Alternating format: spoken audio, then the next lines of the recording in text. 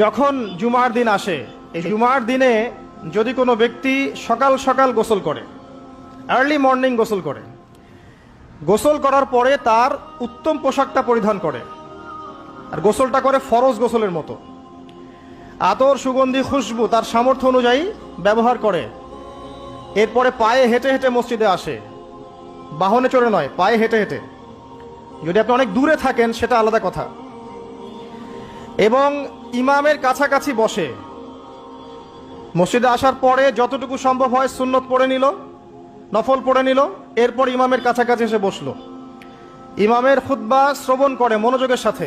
খুতবা শ্রবণ করার সময় কাউকে কষ্ট দেয় না। কাউকে কষ্ট দেয় না মানে হচ্ছে যে কেউ কথা বললে তাকে এতটুকু বলে না যে তুমি চুপ করো,